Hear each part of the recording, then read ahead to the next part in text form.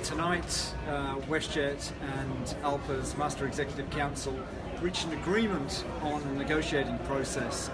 We will continue negotiations, we will move into arbitration after a matter of weeks, but I think the most important news of all tonight is that the threat of strike action has been removed for WestJet guests. WestJet guests can now continue to book and travel in absolute confidence around their trip, and for me that is the most important message that we can send both the country and the 70,000 travellers who travel with WestJet every single day. So we are pleased with the removal of the threat of strike action. We are grateful for the role played by the government, both with their mediation services and with the offer of support with arbitration and with the intervention of the Labour Minister, Minister Haidu. Throughout, their support services have been extremely professional and very well received.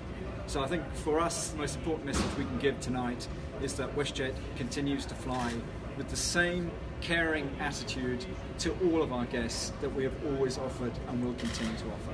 Thank you. Has there been an impact on bookings this week? There's been a significant impact since, in fact, the first call for a mandate for strike action from ALPA's Master Executive Council. That impact has become more pronounced during the course of the last week. How integral has it been to, obviously, I mean, you talked to us before about you've seen softening numbers.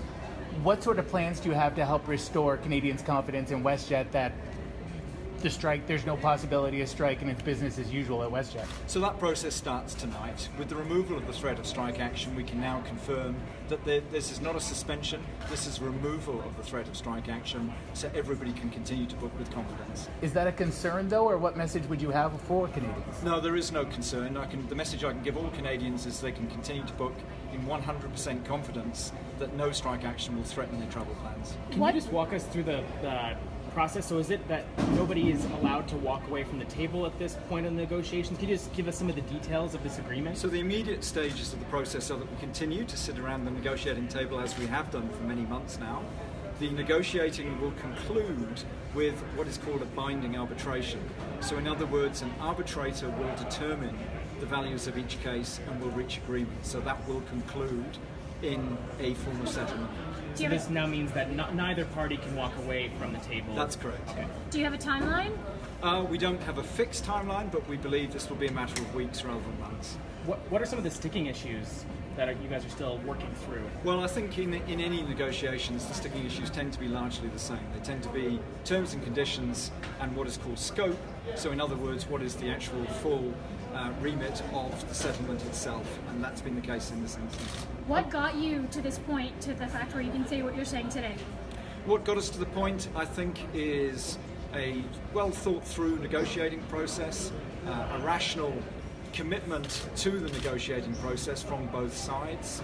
I think a high degree of moderation in terms of communication, a commitment not to negotiate in public, which I think has been fundamental to reaching today's agreement, and as I mentioned earlier, the well-timed support from the government's mediation services. Now, I know you can't speak on behalf of the union, but obviously you guys both came to this conclusion. Both parties arrived at the same conclusion this afternoon. How close do you feel you guys were to some sort of job action, and I guess are you relieved? Well, after 4 weeks of operating under a strike threat, that has been very damaging to the organisation, both financially and to our reputation.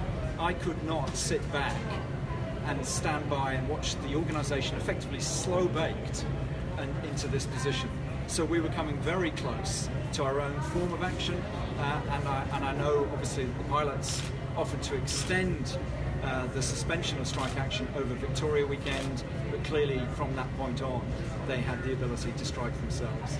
I know you kind of already covered this, but how big of an impact was that 4 weeks of strike action? It was very significant. It can be counted in tens of millions of dollars.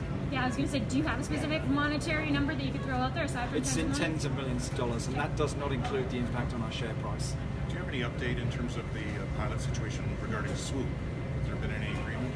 So the launch of our low-cost carrier Swoop was obviously designed to provide even lower fares to a new generation of Canadian travellers.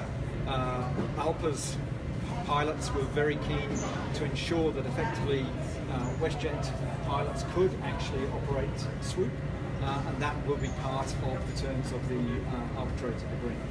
So it's been Oftentimes, agreed upon already.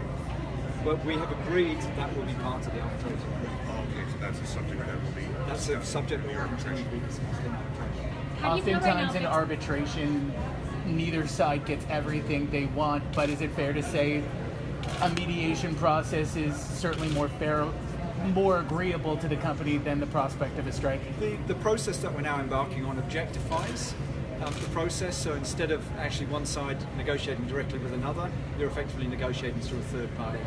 I identified in my very first week as Chief Executive with the President of ALPA's Master Executive Council that the likely outcome from these sorts of negotiations is both sides come away feeling they've left something on the table. I've been through 7 negotiations with ALPA at various stages of my career. I don't expect this one to end any differently. Is this any different than what you've seen before in your past history? I would have to say that reaching agreed levels on the figures on which we were negotiating was a more difficult process than I've ever experienced before. Is there anything else you can tell us in terms of what the two sides have agreed upon? No, because I've made a commitment not to negotiate in public. I don't think it would be appropriate to talk about those individual items which we haven't agreed. That will be resolved through the arbitration process. In an ideal world, when would this all be wrapped up? Realistically. In an ideal world, we have been completely aligned with ALPA's Master Executive Council that we'd like the settlement reached as soon as possible. I think, at our most optimistic, we're probably saying within the next few weeks and ideally no later than the end of June.